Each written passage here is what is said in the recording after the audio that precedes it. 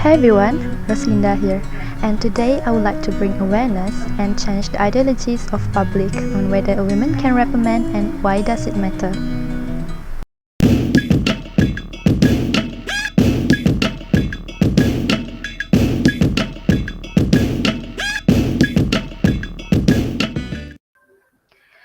Over the years, we heard a lot of cases regarding rape, and of course, it is normal for us to quickly assume that the victims are women. However, have we ever heard about male rape? Rarely indeed. Based on the article by Natasha McKeever, entitled Can a Woman Rape a Man and Why Does It Matter? I will briefly explain on what will be talked about later. I would like to start with UK legislation statement that has made it official that only a man can commit rape. This shows the double standard that reinforce a problematic gender stereotype about male and female sexuality. There are three potential justifications for making penile penetration a condition of rape that will be rejected as we go through the video later. The first one is the statement that said it is physically impossible for a woman to rape a man. The next one is it is a more serious offense to forcibly penetrate someone than to force them to penetrate you. And the last one is rape is seen as gendered crime. These justifications are arguable because a woman having sex with a man without his consent should be considered rape also. Other than that, I will also explain on the cause and consequences of harmful stereotype and the prejudice about male and female sexuality. The harmful stereotypes such as men are always up for sex, women's sexual purity is more important than men's, and sex is always something men do to women. Therefore, acknowledging that a woman can rape a man does not entail denying that rape is frequently and systematically used to oppress women in a way that it is not used by women against men, but this is to acknowledge that women are sexual actors who can act sexually on men and not just be penetrated by them. Now, shall we get acquaintance to what is rape? Rape is defined by the Sexual Offense Act 2003 as a person whom we call as A commits an offense if he intentionally penetrates the vagina, anus, or mouth of another person whom we call as B with his penis, but the B does not consent to the penetration and A does not reasonably believe that B consents. For example, there is this one case where the woman is unconscious when the man has sex with her, which means she is unable to consent to the sex due to a disability or where she is too drunk to consent. Moreover, Section 76 of the Sexual Offences Act states that if a man impersonates someone known to the woman personally, such as her partner, in order to have sex with her, then he still can be charged with rape. The Act also added that enforced penetration of the mouth should be taken as seriously as enforced penetration of the vagina and anus, as it is deemed to be just as degrading and traumatic and horrific as penetration of the vagina or anus.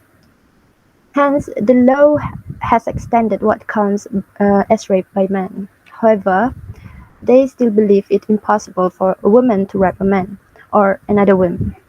Even if a woman forcefully and sexually assaults her victims against their will, the incident is not deemed as rape, but rather sexual assault, or causing a person to engage in sexual activity without consent.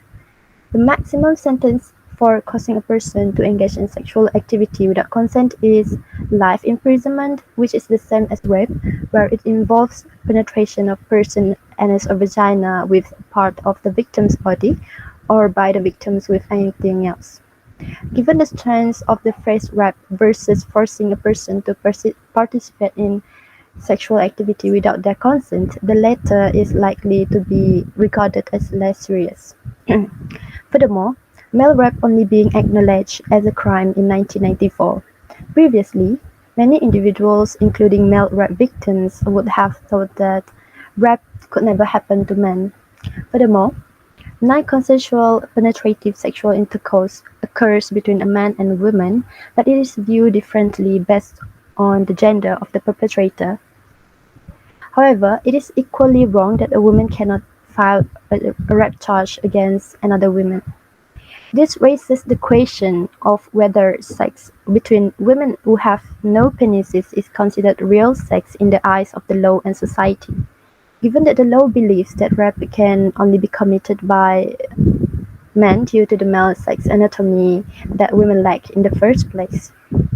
Nevertheless, we might observe that, of fact, a woman can rape men, but only if she has a penis rather than a vagina, and this type of remark supports a penis-centric understanding of sex. There might be call for the definition of rape to be extended even further, for example, to have one crime that encompasses forced penetration with a penis, or with an object, or indeed to get rid of the rape, sexual assault, or assault distinction, and so abolish rape as a crime altogether, and just have sexual assault or assault with the seriousness of the assault reflected by the sentence. As a result, they would allow us to give greater recognition to non-penetrative sexual assault and would make the crime gender neutral. Nonetheless, there may be a case to be made for keeping rape as a crime, given the cultural significance of penetrative sexual intercourse. Forced sexual intercourse would be a completely different experience for many people than non-consensual penetration with an object or non-penetrative sexual contact. The objective for today is to demonstrate that if we have a crime of rape, which we do have, there are compelling reasons to make it gender neutral, and to emphasize that the fact that it is not gender neutral may be a result of problematic gender views about sex. Well, that was the explanation for what is rape, and I'm pretty sure now that you already have at least a tiny bit understanding about rape. Alright, without wasting any more time, we will look at the first point that I will be arguing on, which is the potential ways of justifying the penile penetration condition, or PPC. Firstly, the statement that it is physically impossible for a woman to rape a man.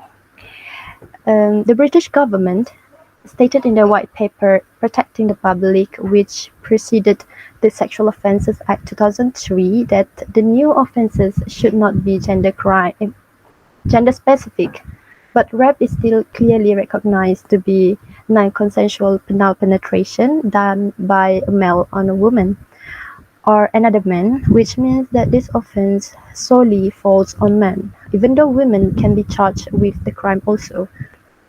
British government wanted two separate offences because it is believed that a woman cannot physically rape a man.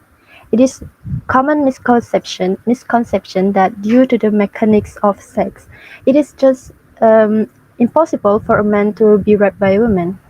Aside from that, we should be aware that men can frequently do exhibit physiological indicators of arousal such as erection, ejaculation, even when they do not wish to have sex, just as women can lubricate an orgasm during rape. And this is again the wrong way to think about consent, because a man having an erection should not be enough reasons for a woman to actually believe that he is consenting to sex. In addition, it is actually the body automatic reaction that cannot be controlled by both men and women. Therefore, if we were to accept that a man could not physically be raped by a woman for this reason, we must also accept that displaying physical signs of sexual arousal is equal to consenting to sex, which led to a conclusion. If a woman had bodily sexual responses while being raped, she was not raped, which we obviously do not want to happen. Another reason why rape can be physically performed by a man is because men are often physically stronger than women, leading people to believe that if a man truly didn't want to have sex with a woman, he would be able to overpower her, and so if he had sex with her, he must have consented to sex.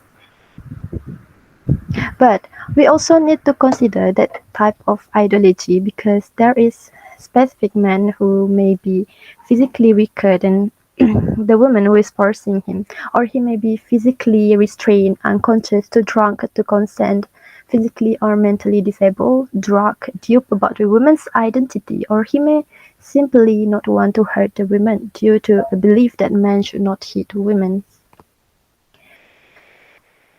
Nevertheless, claiming that someone who does not physically resist rape when they are able to do so means that they are consented to the sex is again the wrong way of thinking about consent. And this is actually the reminiscent of old rape laws whereby a woman would have to show evidence of physical struggle in order to secure a conviction, which sounded really ridiculous. To add more, if we were to put this in a different scenario where people do not consent to being beaten up just because they didn't fight back, even if they are physically stronger than the attacker. Thus, it is impossible for a woman to have sex with a man. No, thus it is possible for a woman to have sex with a man without his consent. The question here is whether this should be considered as rape. The second point on the potential ways of justifying the penile penetration condition or PPC is it said that it is worse to forcibly penetrate someone than to compel them to penetrate you. As previously said, a woman could have sex with a man without his consent. However, the rationale for not judging this to be rape would need to be based on the fact that being violently penetrated is not the same as being coerced to penetrate another person. However, the distinction provided by society is simply which gender the offender is, which is why having separate offenses based on the gender of the perpetrator may be because being raped by a man is worse than being raped by a woman. As a result, if we want a definition of rape that includes any example of a woman or a man refusing to consent to sex with a man, it must also include any case of a man refusing to consent to sex with a woman. And of course, we are aware that forced penile penetration to women carries the risk of unwanted pregnancy. Even so, we should know that there are also oral and anal penetration which do not carry this kind of risk, and neither does the rape of sterile or post-menopausal women or rape in which contraception is used effectively. And here goes the question whether there will be consequence to a man who was forced to penetrate a woman. And the answer is yes. There will be some consequences, but it might not be seen as serious as the women's, such as he will be fathering an unwanted child and the risk of contracting a sexually transmitted disease. However, we all do acknowledge that in this case men are less harmed than women, but it is also possible that a man would underestimate or play down the psychological damage that has been done to him because he doesn't think that a woman can really rape a man. And to admit that he has been raped by a woman might degrading his masculinity. For your information, there are some ways in which forced sex will be different for men, such as they have no one in whom to confide, or they might think the attack will be taken less serious by friends and police than it will be for the female. Moreover, it is also occurred because of the struggle to give name of what has happened to them. Miranda Fricker has called humanistic injustice, which is the injustice of having some significant area of one's social experience obscured from collective understanding owing to a structural identity prejudice in the collective humanistic resource.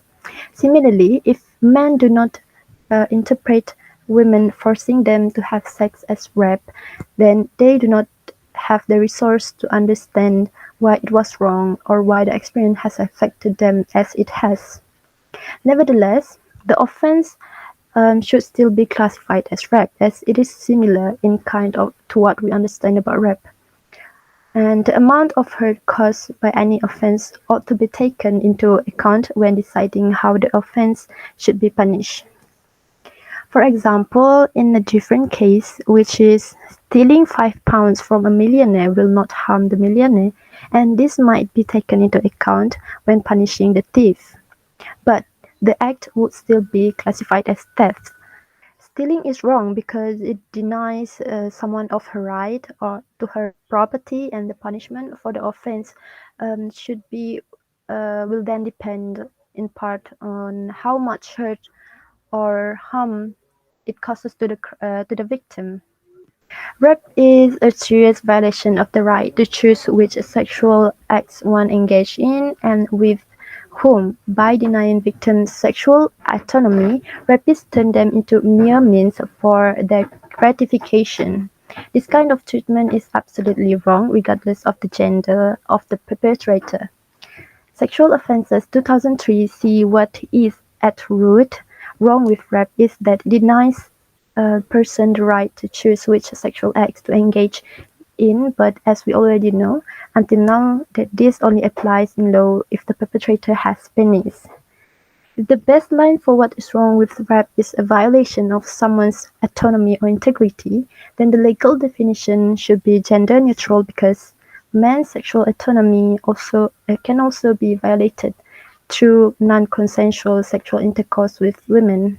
If this is not the baseline and the hurtfulness of the assault is not required for it to be called rape, then some assaults on women, such as those uh, that were not physically painful or emotionally devastating, would no longer be labeled rape, which we obviously want to avoid. Other than that, Home Office report setting the boundary stating that they have also noted concerns about women who compel men to penetrate them. However, they do not regard that as rape, but as a serious assault on the man's sexual autonomy, which leads me to the conclusion that if we correctly consider any case of a male having sex with a woman without her agreement as an instance of rape because it violates her sexual integrity or autonomy, the law should also enable men to be raped by women on the same basis.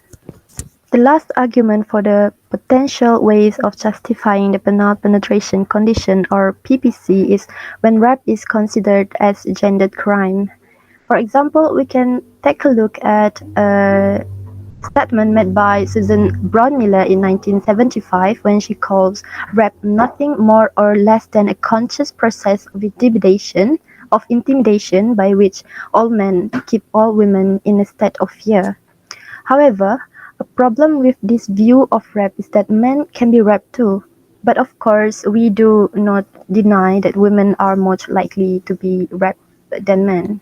A study of 2,474 UK men interviewed via GP practices in the year 2000 found that 3% of the total had experienced non-consensual sex as adults and 5% as children, but only two of the men had reported the assault to the police.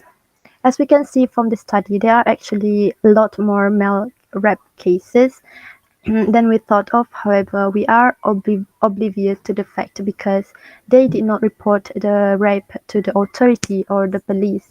When we specifically ask men about being mad to penetrate women, we will get different results than when we ask them if they have been raped. Because many men think it is impossible for a woman to rape a man, and so they won't conceive of what has happened to them as rape. And because women believe that only men can commit rape, they may be ignorant that they have actually committed an offense.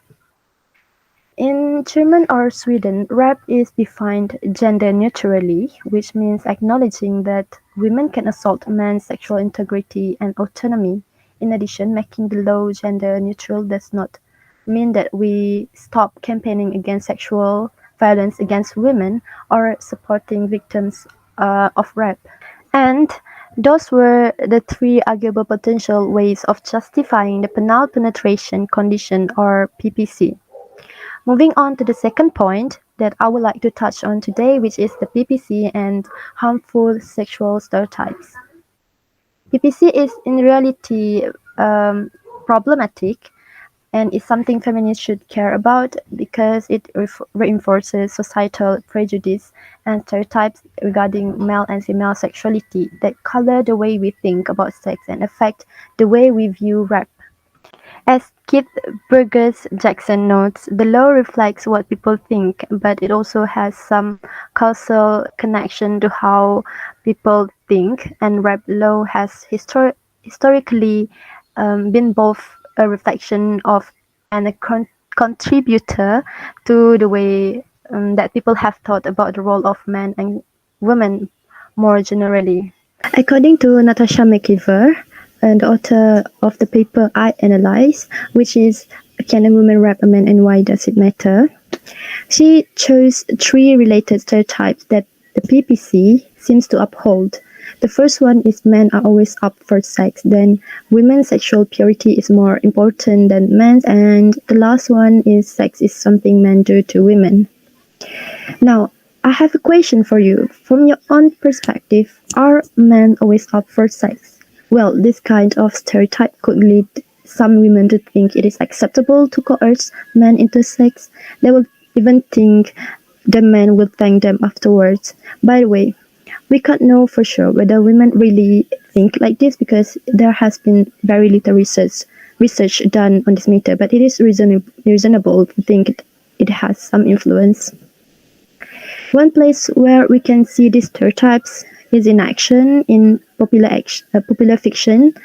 Like a woman forcing a man to have sex can seem like a legitimate subject of comedy or jokes, but it would cause outrage from the audience had the genders been reversed. For example, in an episode of the popular British comedy series from 2008, Peep Show, the protagonist, Mark, wakes up to find a woman having sex with him, and the woman does not stop when he asks her to. The next morning, he tells his friend Jeremy that he has been raped, but the incident is not taken particularly seriously and is in the midst of other comedic incidents. Of course, this is one of example, but the fact that this is a popular comedy and haven't caused public uproar for their depiction of men being raped by women is an indication of societal double standard.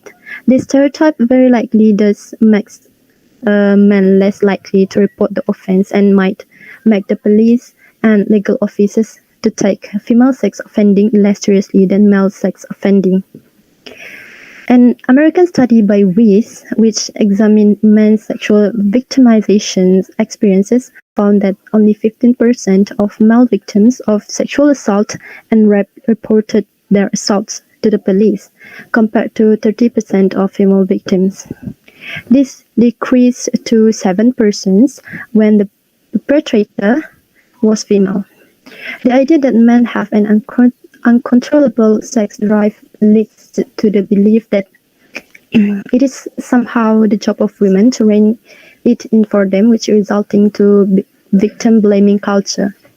The rape victim is often viewed with suspicions as though had she done her job properly, she would not have been raped. Women are sometimes described as asking for it, for being drunk, flirtatious, or even just wearing sexy clothes.